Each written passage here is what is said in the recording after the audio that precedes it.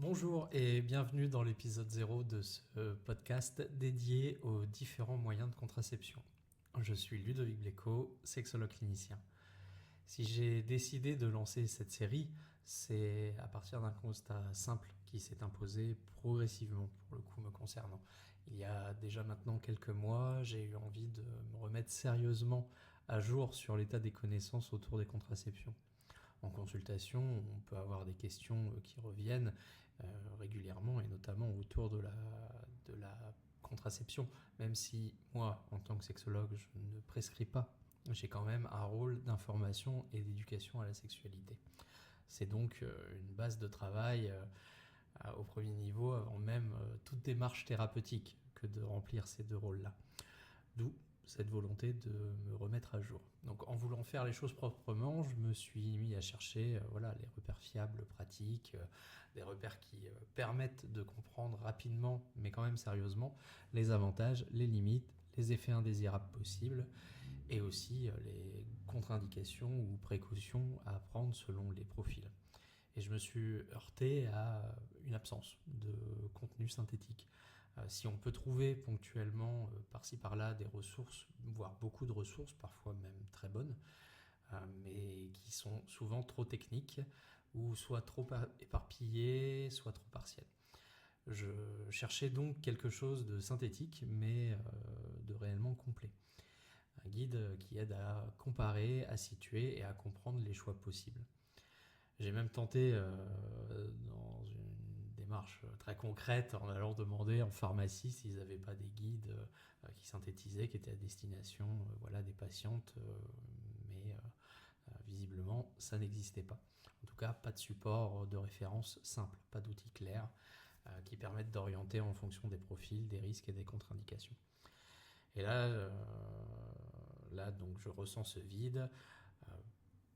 Pas forcément, du coup, comme je disais, une absence totale d'informations, mais vraiment une difficulté à avoir une vue d'ensemble qui soit accessible et aussi à jour et qui permette de comparer une méthode par rapport à une autre. En parallèle et en parlant autour de moi, j'ai constaté aussi autre chose qui est peut-être encore plus problématique, c'est que beaucoup de femmes que je croisais dans ma vie personnelle ou bien entendu dans mon travail avaient bien reçu une contraception, parfois depuis longtemps, mais sans avoir le sentiment d'avoir eu une information vraiment claire, structurée, et en tout cas quelque chose qui soit vraiment mémorisable et qui permette de comprendre comment fonctionne le traitement qu'on leur donne. Donc pas toujours un temps de comparaison avec les autres options qui les auraient amenés à faire un choix. Pas toujours un échange approfondi sur les bénéfices, les effets secondaires et les alternatives. Je me dis ça pas pour faire forcément des généralités, ni pour remettre en cause le travail des gynécologues qui auraient prescrit, mais tout de même, il y a un manque d'information qui en tout cas ne s'imprime pas quand elle reste floue. Quand elle n'est pas comprise ou retenue, il y a un risque. Un risque de doute, de peur, de mauvaises expériences mal interprétées et parfois un rejet global de la pilule, comme parfois on peut l'entendre dans nos consultations. Je me suis aussi rendu compte à quel point cela pouvait un peu, entre guillemets, me toucher de près. Parce que pour partager une anecdote personnelle, j'ai découvert, même dans mon entourage, des personnes qui me sont proches, qui avaient été sous contraception, sous pilule contraceptive pendant des années, et une pilule qui était en réalité complètement contre-indiquée par rapport à leur profil. Et donc là, je me dis, mince, il y a un problème dans la prescription, dans l'anamnèse, et dans le choix qui est fait, du coup, in fine, normalement par les patientes, mais dans les faits, c'est pas toujours le cas.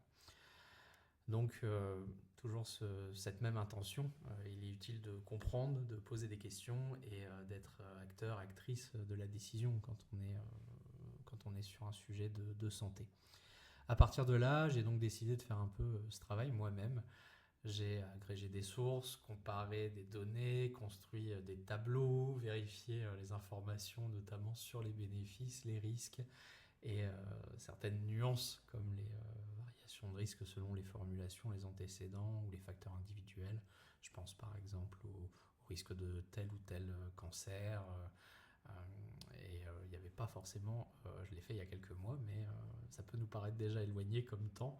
Il n'y avait pas forcément d'IA pour m'aider à synthétiser et faire vraiment tout ce travail qui m'a pris des jours et des jours. J'allais dire des jours entiers, mais c'est vraiment pas exagéré.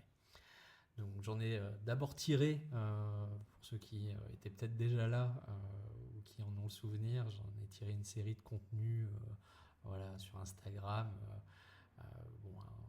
Des petites publications qui ont particulièrement mal vieilli d'un point de vue design. Donc si jamais certains auront la foi pour aller rechercher ça, je vous demande de faire preuve de compassion, presque, en tout cas de bienveillance, parce que vraiment ça a vieilli, mais les informations sont toujours bonnes, hein, bien entendu.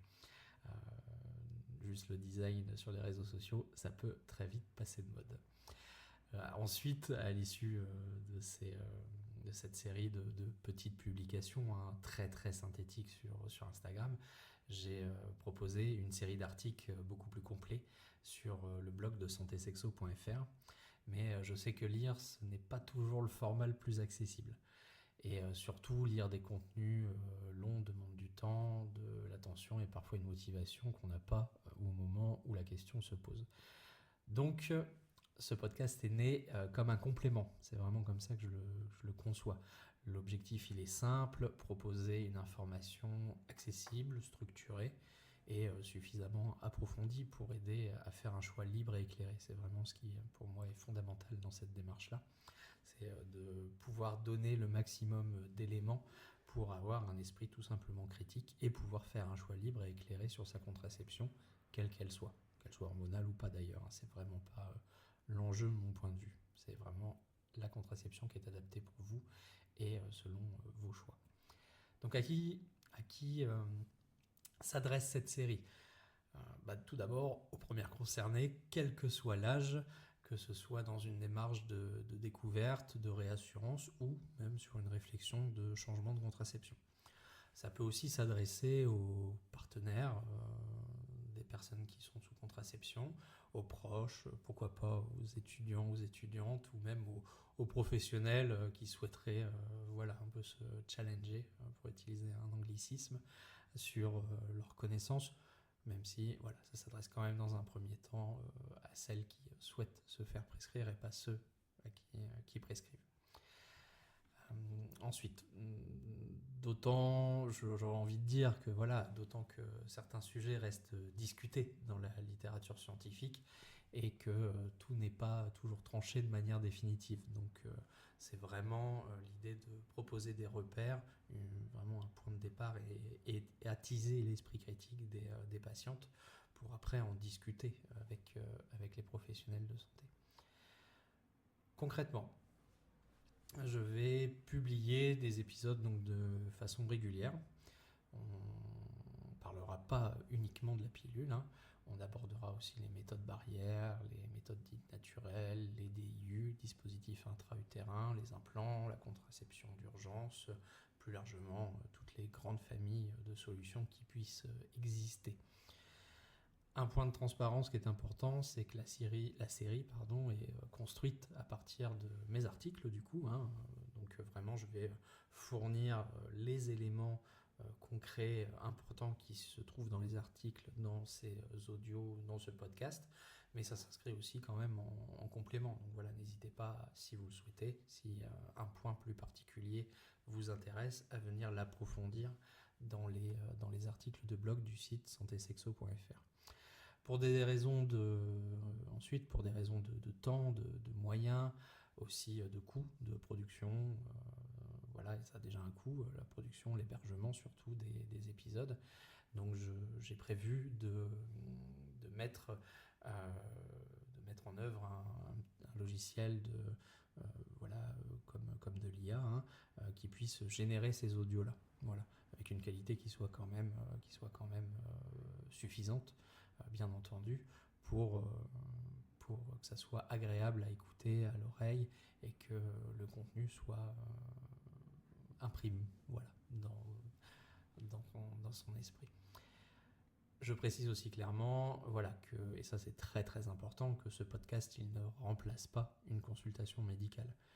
Il ne remplace pas un avis d'un gynécologue, d'un médecin généraliste ou d'une sage-femme. L'idée, c'est vraiment, j'insiste, de vous aider à mieux comprendre et à mieux préparer vos questions et à être plus à l'aise dans l'échange et la co-décision avec les professionnels de santé. C'est histoire de mettre un peu tout le monde sur le même pied d'égalité, bien que l'expertise effectivement du professionnel de santé qui vous parlera reste fondamentale et inaliénable, si je peux dire ça comme ça.